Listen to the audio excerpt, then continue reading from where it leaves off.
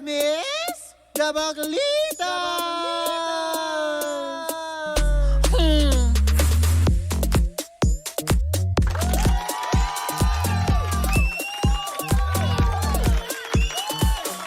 Muling nagbabalik ang inyong Tita Cora.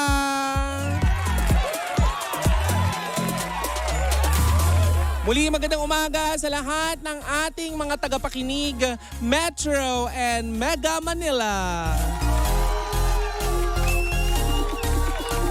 Sa bawat tahanang nakasindi ang kanilang mga talapihitan at sa mga kasisindi pa lamang, ako po ang inyong Tita Cora at sa ngalan ng aking partner na si Kapitana Sisa, ito po ang Baklitas. Woo woo!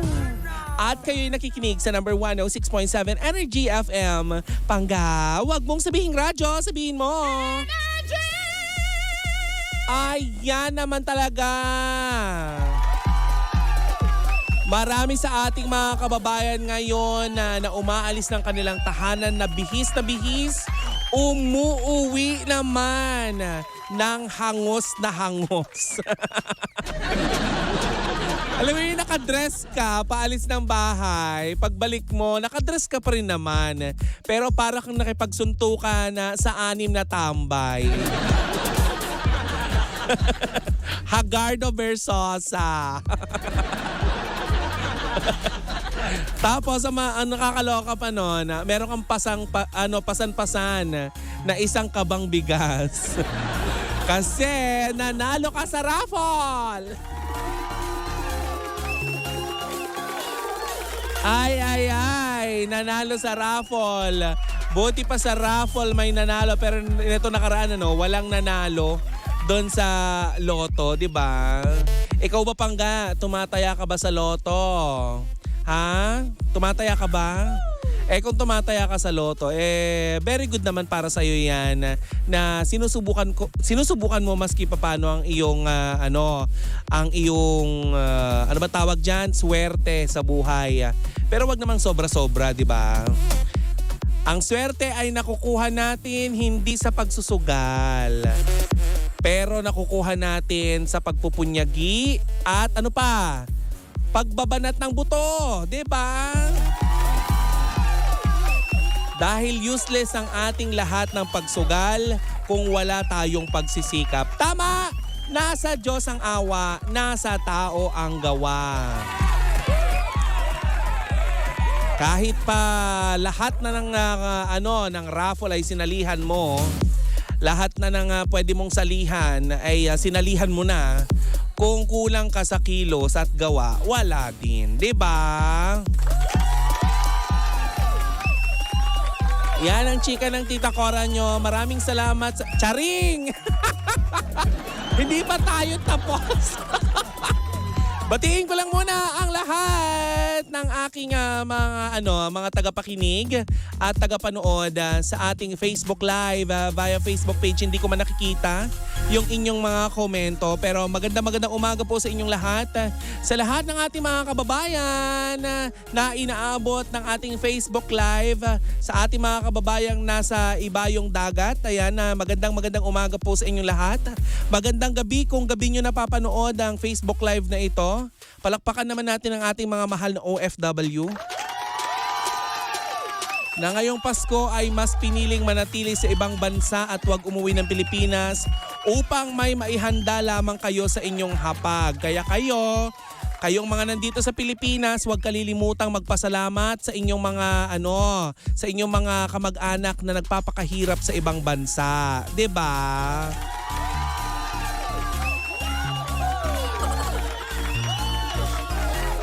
But anyway, mga Pangga, ayan, kagabi nag-trip ako nangaroling ako sa mga kakilala kong nakaka-LL sa buhay. Nag-send ako ng aking awitin na pangaroling, tapos nakalagay doon yung QR code ng aking GCash.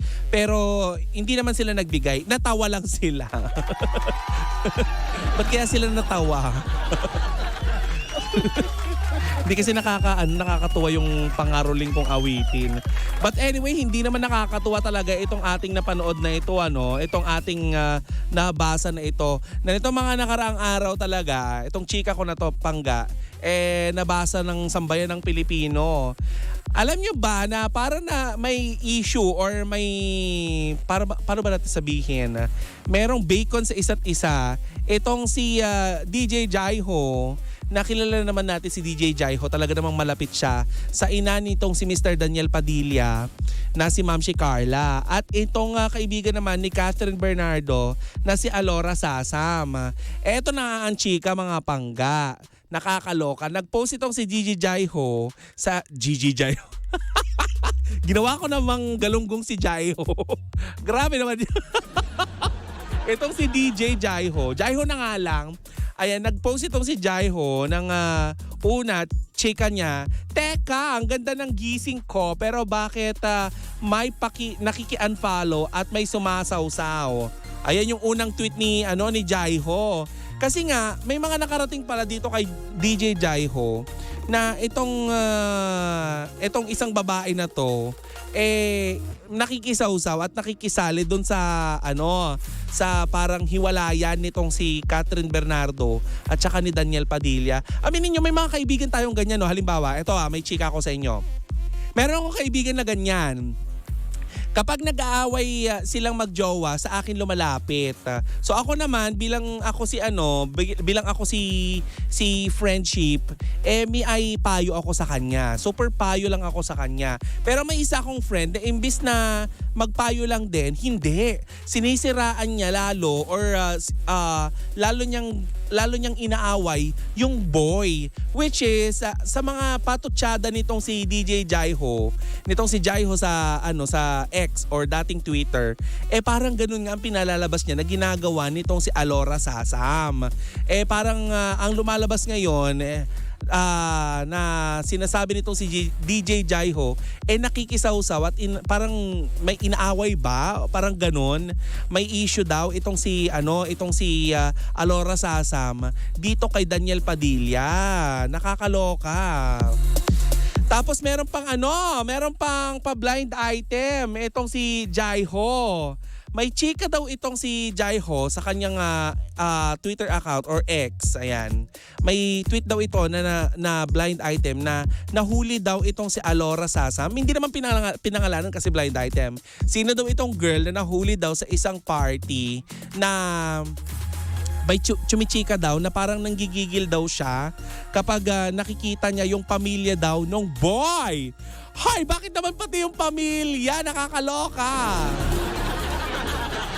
Sabi nito si Jaiho, bakit ganon? Bakit galit na galit ka? 'Di ba? Nakikibarkada ka pa nga, 'di ba? Tapos imposible naman daw na hindi naman siya pinakisamahan, pero bakit pati pamilya? Nanggigigil si girl. Bakit ganon? Pero aminin nyo, may mga kaibigan talaga tayong ganyan. Kapag nakikipaghiwalay tayo, mas gigil sila kesa sa atin, 'di ba? May kaibigan akong ganyan talagang inaway niya yung aking ex. Pero pinabayaan ko na lang din. Inawat ko actually yung kaibigan ko kasi nga hindi naman siya yung involved, 'di ba? Ang kailangan ko lang naman yung makikinig sa akin. Pero kahit na hindi pinangalanan nitong si Jaiho, etong si Alora Sasam, yung mga netizen, may comment sila doon na si Alora yan, Keme. Kasi nga nai-issue na nga daw itong si Alora Sasam, nag-trending pa nga daw 2 times ng pakikialam doon sa issue nitong si Catherine Bernardo at saka ni Daniel Padilla. Daw ito naririnig at nababasa lang naman natin sa mga comment section. 'Di ba? Pero ikaw pangga, kung halimbawa ganyan hindi pa naman natin na-confirm, 'di ba? Mga chismis pa lang naman nakikita natin online na itong si Daniel Padilla kesyo nag-cheat kay Catherine Bernardo. Kung ikaw pangga, ang kaibigan ni Catherine, ganoon din ba gagawin mo? I-unfollow mo din ba yung boy? Tapos manggigigil ka din ba sa family? Bakit ganon?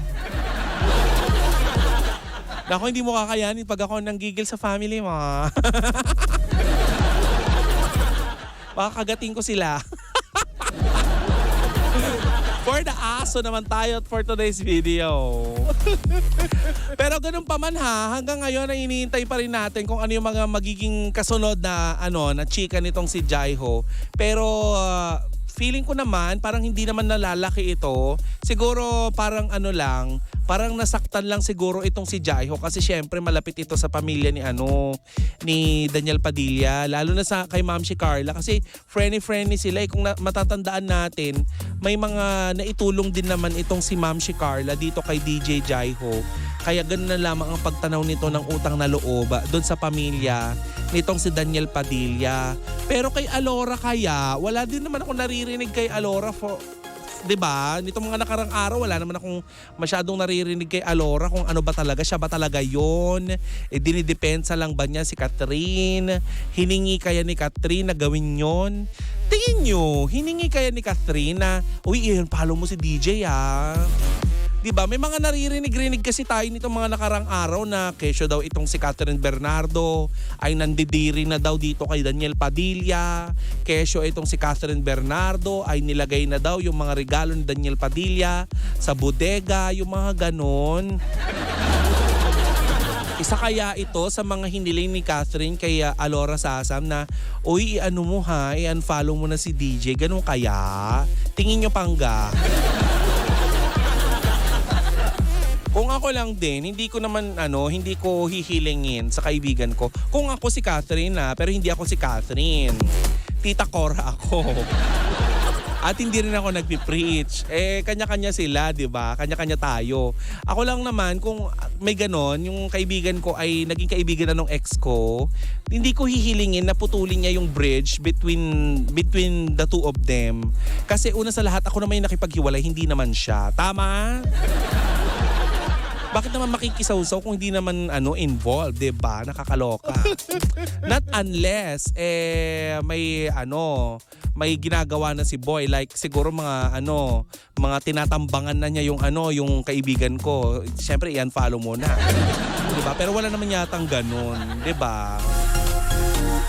Hay, nakakaloka, hindi na natapos-tapos ang gusot sa paligid at sa pagitan nitong Katniel, 'di ba? Pagkatapos sila maghiwalay at magpalitan ng mensahe sa kanilang Instagram, ay lalong yumabong ang mga usap-usapan sa pagitan nila. Nakakaloka naman.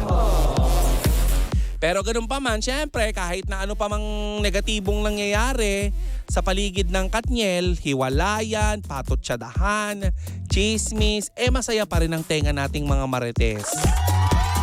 Diba? Sino ba naman tayo para malungkot sa mga issue nila? Wala. Kain na lang tayong popcorn, panoorin kung anong susunod na mangyayari. Tama? Huwag na tayo magkomento, huwag nating payabungin. Hayaan natin sila na sila ang rumisolba ng kanilang mga problema, 'di ba? Kung mag-comment naman tayo diyan, 'di ba? At mag-post tayo tungkol sa sa Katniel. Mababasa ba nila 'yan? 'Di ba? Di naman nila 'yan mababasa.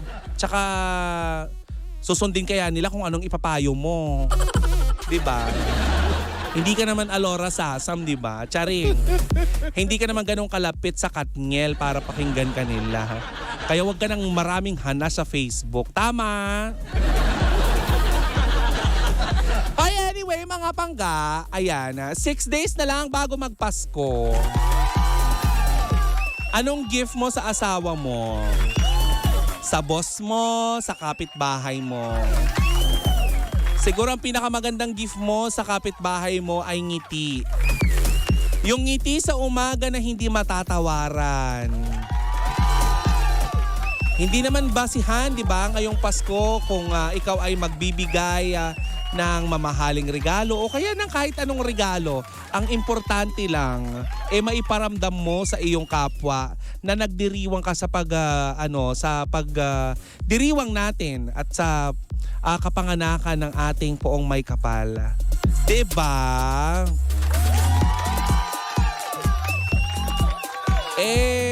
Hindi naman importante kung mahal yung regalo mo, diba?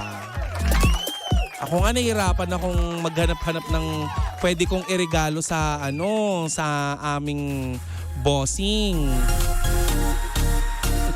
Kasi naman, 'di ba? Kapag alam mo, hindi ko alam kung ako lang ha, pero kayo ba, nakaka-relate ba kayo? Ang hirap maghanap ng regalo para sa mga mahal natin sa buhay. Lalo na syempre we want to please them kapag nagbibigay tayo ng regalo.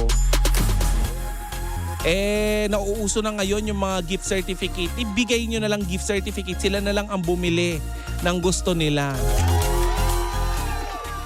Mga gift check na halagang 500,000. Ay! Baka bumili ng kotse yan.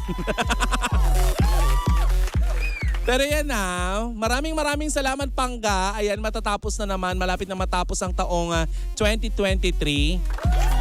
Pero patuloy nyo pa rin kaming sinasamahan ng aking partner na si Kapitana Sisa na ngayon ay nakapahinga. Dahil yon ang ritual niya. Ritual niya taon-taon na sa pagtatapos ng taon, siya ay namamahinga. Hibernate daw ang tawag niya doon. Charing. Diba? Maraming salamat Mare. Ayan, sa halili mo sa ating programa kahapon. Sa ating supervisyong teknikal, Sir Toy, ayan, si Kuya Recton, siya ba yung ating ngayon, supervisyong teknikal.